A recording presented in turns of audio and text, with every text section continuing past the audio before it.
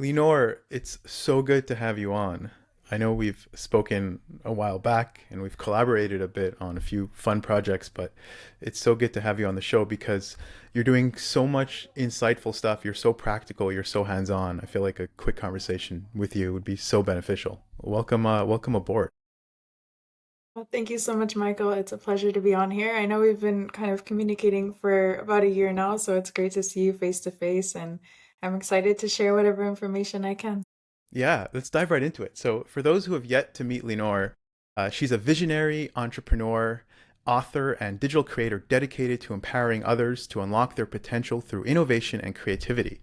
As the co founder of Coco Boutique, a mother daughter fashion brand celebrating the power of femininity, through bold statement pieces, she has redefined what it means to lead with purpose and style. With a proven track record of collaborating with global powerhouses like Microsoft, Google, and Salesforce, LeeNor is a recognized authority in AI-driven content creation. Her book, The Game Changer Workbook, along with her business ventures and aspiring storytelling, motivates creators and entrepreneurs worldwide to transform their dreams into reality and make an impact. All right, LeeNor, let's jump right into it. So, just by reading your bio, it seems like you're a curious person. I mean, starting off as working in like a fashion boutique or a Coco boutique with your mom, like a mom and daughter shop, and jumping into the world of AI. Kind of how did that all come about? Yeah, so it's interesting. It's actually like two completely separate ventures. I've always loved business and marketing, but I also love fashion. So kind of the AI was my way of helping people. A while ago, like a few years ago, I was a life coach, and then that transitioned into marketing coaching. And then it became, being an influencer in the AI for business owners and content creators field. This was my way of continuing to help people, but then also focus on growing my own brand, which is more of kind of a scalable enterprise. So touching on both, they are very different. I know it is quite curious, but I enjoy both for different reasons. Yeah, and the kind of people you help are like just freelancers or people trying to get on their feet and learning to Right. optimize because AI has kind of taken us by storm. It didn't come in gradually and peacefully. And we always thought like the first generalized intelligence or natural language processor would be something that we would tweak in a lab with no exposure to people, obviously with all the security issues and concerns. But, OpenAI released their first natural language processor and they dumped it in the wild and they said, here you guys go, figure out what to do with it. So someone like you who's figuring out what to do with it is truly fascinating. So, okay, I'm a freelancer. I am just diving into the world and trying to make my name online. And given COVID, we're all in the online landscape, and it's a competitive landscape. So, what are like your quickest pieces of advice or your best tools for people just starting out? Yeah, so if you're just starting out, I would say make sure you niche down. I know, like, you've probably heard it a million times, but it's really important. Right. A lot of times people think that niching down will kind of keep you away from all these potential clients, but it's the opposite. The more specific you are, the better you are for your ideal client. Also, practice your skill, develop your skill, offer things for free at first. Really get to know what it is, you're doing that whole 10,000 hours of become really good at something. Put yourself out there. I mean, you can have the best product in the world, but if people aren't seeing it, so optimize your sales, optimize your marketing, and keep going. Don't give up. It's, really hard at first, but if you're passionate about it, it's also really, really worth it. Yeah, do free work at first. I actually love that. That was my model starting out. To quote Gary Vaynerchuk, it's uh, jab, jab, jab, right hook, but give, give, give, then ask. I think Right. it's so important in this competitive landscape to first show people the value we're offering, and then they'll naturally gravitate back towards us, almost like money is a byproduct of doing something stellar or finding something a stellar service or finding something you truly love. So Right. yeah, I definitely resonate Nate, with that mindset. And looking back, I mean, how do you feel like what were your biggest struggles when you were competing in the freelance? I think I wasn't getting myself out there in front of the right people at first.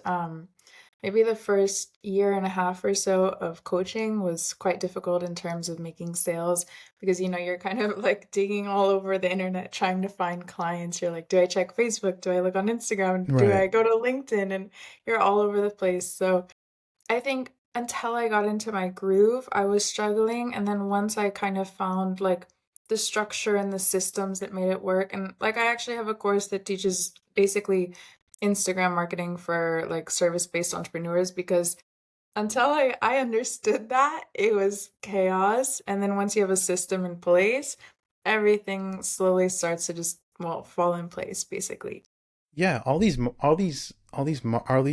markets are heavily saturated with people who are extremely competitive and well established, and you just coming into the system, it's almost like you have to find a way to compete unnaturally, like by lowering your prices or doing something that gives you some way to compete with people with well established resources and a huge team. So that's all quite interesting. Do you work alone or are you with a team? I'm with a small team in both the businesses. The clothing store is my mom and I, and then we have people doing either contract work or, suppliers, agents, that kind of thing in the tech business. In the past, I had people that were doing work like helping with content creation, finding clients, etc. Now it's more just like video editors and that kind of thing. Very But my cool. goal for both businesses is just to hire more people and then scale up, basically. I want to be able to provide opportunities and also be able to grow. Right. And that's actually a very interesting conversation to scale up because you're the one who has all that unique skill set that you've honed on your own. And then you kind of find yourself on like a constant struggle of what's extremely unique that I must do and what could I patternize and delegate. Because as a as an owner, when you start having someone, start having a team of people, you realize the more you're bogged down on the day to day, the more you're rendering and processing services, the less you're able to grow. And yeah, so how do you, and this is where we're going to start jumping into some of your AI tools, but internally, not just externally, but how you process internally, how do you organize your services? How do you train your internal staff? Do you use specific tools? Well, I would say one tool that's really good for training is Scribe. This is like amazing because I used to freak out anytime I was onboarding someone new because it was like, how do I get them to know how to do what I've been doing that I know how to do really like, it's this whole thing in your head that it Right. feels really intimidating. But Scribe basically just like captures your screen while you're doing what you're doing, and then it turns it into like a step-by-step guide. You can turn it into either a guide or they even have like a movie feature now. So it basically turns what you do in your business that you need to teach others into a video tutorial. I mean, it's amazing. So that I Super really cool. recommend. Yeah, I think that would be my top for like if you're hiring. But there's so many tools, I mean, just Yeah, for you can go everything. crazy describing them, but that's so cool because I would just record my screen and not have to upload to Google Drive and all that. So that's cool. And what like project management tool do you prefer? Do you use like Notion or ClickUp? Yeah, so I've used Notion before. I was using Slack. Kind of just trying different things. When I was hiring a team for the Coco Boutique, I was mostly using Slack. I found it very like intuitive. Also Monday, I don't know if you know, but I love Monday. Mm. Yeah, I know. I heard of Monday. Yeah. So It's you're very useful. Yeah. really, I found it to be a little more. I found Notion to be a little more technical in the sense that it's very databasey and relational, Right. which gives you a little more power. I found Monday to have to be a little a drop more simplistic, but Yeah. I like and that. sometimes Like that's the way to go, right? yeah, I really I'm really like I get overwhelmed with like the data, so I just if it's Oh, visual, for me it's super easy because then you can put like the person who needs to do it, you can see whether they need help, then you can put the project. So that for me was right. awesome because I didn't have to it I could see if everything was going well or not, basically. That's good. It sounds like I'm just intrinsically more complicated as a person, and I That's gravitate to more okay. complicated tools. But yeah, honestly, I moved from ClickUp to Notion, and I never looked back. ClickUp was great, but it somehow just didn't seem to get the job done. And to me, I've been very happy on Notion, but maybe I should give Monday a fair shot. Who knows? Yeah. So you mentioned, just to move a little bit back, you mentioned La Coco Boutique. Can you tell me a little bit more about that brand and like what's that all about and how's that been going? Yeah, so Le Coco Boutique is like our baby. I mean, we started in 2020, so it's been like 5 years now almost.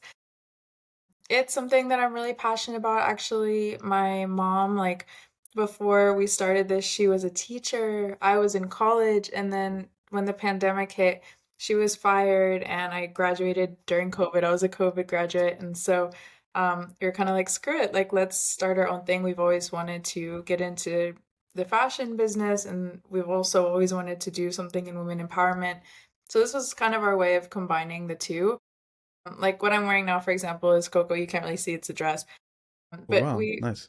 thank you. Like we focus on, something basically, to put it simply, statement pieces that are kind of minimalist and elegant, but there's something about them that's unique and stands out. So that way, when women wear our clothes, they can feel elegant and confident. They can also feel like there's something special that's helping them express themselves and express like who they are and what makes them special. Nice. I love that. And I can only imagine when you were working with your family and they needed to market your brand and you needed to optimize things and you found something that worked and you're like, "Hey, this works so good for me. Why don't I share it with others?" If I can only imagine that potentially was your segue into what you do now. Yeah, no, I love it. It's been really a gift. We're actually leaving to Asia tomorrow to find even more suppliers, and so it's been growing. I'm really, really grateful. That's so cool. And give me one lesson that you had to learn the hard way. Some of Okay. these questions are sound like they're simple, but they're really tough, especially on the I spot. know. So Like if I there's lose you on one, do not worry. okay. Like there's too many ways to answer that. I feel like I've been through a lot of like ups and downs since I started in business. I would say like not being flexible. Once I learned to pivot, I everything changed. When I first started in business, I was really hard-headed and I thought I knew everything and I was just like, this is the way I'm gonna do it because I like it. Mm, Obviously that didn't work. I've had many businesses that failed, so learning to pivot and learning to follow a combination of what you're passionate about, but also what works and what people want, it's really important if you want to kind of continue the upward progression of your right, business. right. Wonderful. Good answer. So, and also I see all the content you produce. I always wonder, how long did it originally take you to publish a piece of content from start to finish? And how long does it take you now? Yeah, so that's a good question. When I first started, I was doing everything myself, and it would take me probably up to 6 hours to edit a video. And then there's everything that goes Wait, into that's just to edit, not to just film to and not edit. to, Yeah, wow. yeah. So that doesn't include everything beforehand as well. And this past year, I finally hired a few incredible editors. They're amazing, and like I don't know where I'd be without them. So that changed everything for me, and now I can focus more on the business side of the content. So with my marketing background, making sure that like the content I produce is really going to help the brand like reach the right audience, get the right message out, etc. And then my video editors kind of take care of the magic part of putting it all together. That's exactly it, Lenore. You're constantly focusing on your uniqueness factor. Whatever you can patternize and delegate that Yeah. someone else can do is great. And there are very few things that we do exceptionally unique as people, and we should try to do as much of that as possible. Everything else should be kind of considered noise. So yes, and that feeling and the way you even described it, the moment you found someone who was able to edit your videos, you were excited. You're excited because you're like, I can get Right. to doing what I love doing and what I specialize in rather than all this grunt work. To you it might be grunt work, but then the video editor is like, this is what I love doing. This is what I'm Right. passionate about. It's a Yeah. beautiful I relationship. love It's how that. these things work out. Yeah. Um, hmm. Throughout your day, what particular part of your day makes you feel most alive? Is most exciting? I know, Mhm. and sometimes these things can be really like weird and specific in the sense that it's not, it's, what we love doing sometimes is just can be a small part of something much bigger. Yeah, so I it's funny, like, the older I get, the more that I realize, even though I'm in business and obviously, I, like, wanna make it big and everything, like, the things that are really the small things are actually the big things, so, Mm. that's a lot of mumbo jumbo, so just to No, not at clarify. all. I actually completely, I love that. Things that Yeah. matter the most are sometimes the things that don't matter that don't mean anything at all. Right, yeah. Yeah. It's the thing, like, I think it's the things that people really, like, underestimate, especially in, like, the entrepreneur space, the business world. There's a lot of, you see those motivational videos where it's like, "Wake up at 5 and hustle and grind and don't talk to anyone," and it's kind of like, if I didn't have people to talk to throughout my day, like, I wouldn't be here with my business. So, Right. I think it's really the small things. It's like, I have a friend that I co-work with, like, quite often, and it helps me so much, and I have another friend that I go to her cafe to work, and that also is incredible. So, I think mixing, like, personal fulfillment throughout my day with business is really part of what's gotten me this far. Did you always understand that, or did you learn that later on? I definitely think it's something I learned when I got older, when I was like, when the pandemic hit and I was about, like, 22, I was more in that hustle and grind phase where I was really, like, I just sat at my computer for, like, 12 hours a day for 2 years. But now that I'm fortunate enough to be more flexible with my time, I definitely prioritize my relationships a lot more. Yeah, COVID taught a lot of lessons, a lot of unique lessons to a lot of Yeah, people, where that complete detachment of a personal touch made people realize, hey, this is actually right. important, and I should pay attention to this. So yeah, Yeah, there's a lot of silver linings we can take from COVID. Okay, so absolutely. LeeNor, here you are now doing great work, kind of being thrown around, and it seems like some of the stuff you did just a few years ago was wildly different than some of the stuff you do today. My question to you is, and I want you to watch this again in 5 years from now, but where do you think you'll be in 5 years? Wow. It's crazy when you put the perspective of, like, 5 years ago and then 5 years from now because who knows, right? Right, But I think, like, my ideal goal would be, well, living close to my family because I've been living in Europe for a while now, but my family is still in the US, so that's been probably the biggest challenge for me in the past couple of years. So I'm hoping to live closer to them, and with the business, just to be able to really scale it, like, big dreams for this business. I want, my our clothing to reach women all over the world and for it not just to be clothing, but kind of a movement and empowerment. So fingers crossed. family, to be close with family in 5 years. Yeah, that's good. But in terms of your business, do you see yourself doing this content creation, or would you not be surprised that you'd be surprised that you're doing something entirely different?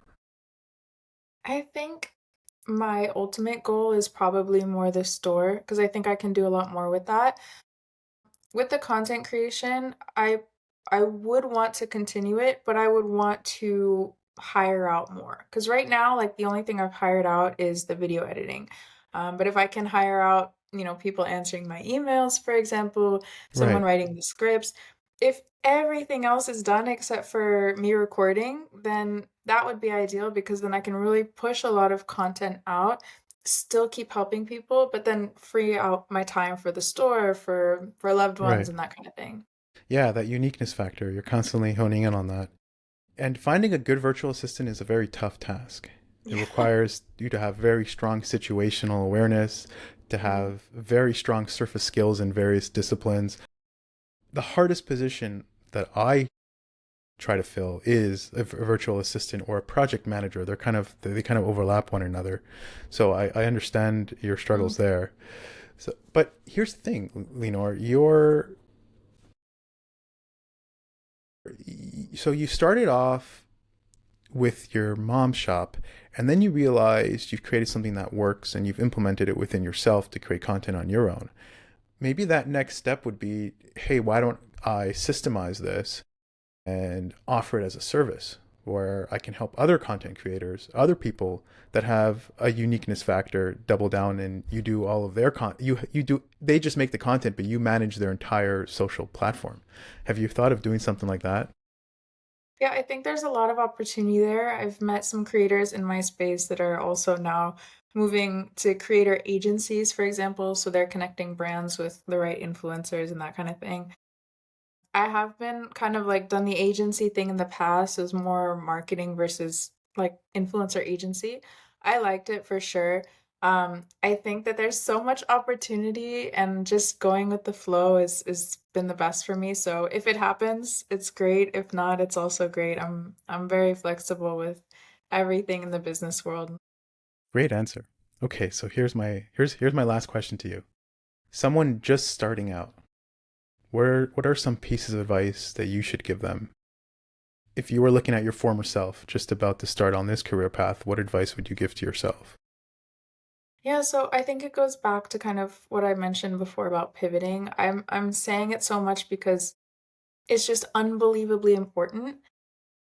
I've had businesses that I started and failed from the get-go. I've had businesses that I started and they were really successful, and then something happened that they ended up failing. For example, I used to have a store on Instagram store, like the Instagram marketplace, and it was doing really well. It was separate from Coco. It was like accessories and that kind of thing. And then Facebook just decided to shut down the Instagram store, and so I lost all of that income. So I think learning to be a little bit meditative and calm down and just Right, accept things as they come, and then be willing to take the skills that you learned in the journey and pivot when things like this happen.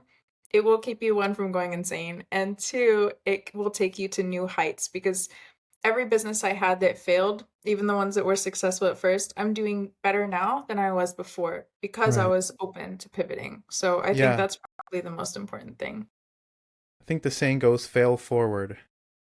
And also, from what I take from what you're saying is you should diversify your skill set all the time and True. don't put too many eggs in one basket. Like, don't have your complete income stream coming from one social platform, Right. because the power lies somewhere else and your success lies on the whim decision of someone somewhere else. And Right. you want to mitigate that as much as possible by having a diverse set of skills and putting your stream in multiple avenues so you can quickly adjust if something bad happens.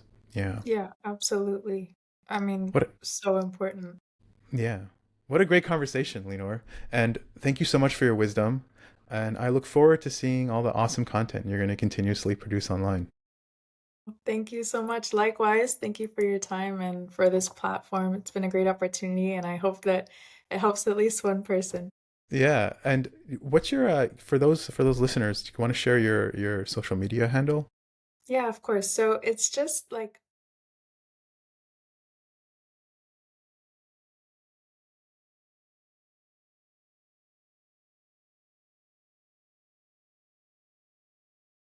All right, thanks for your time.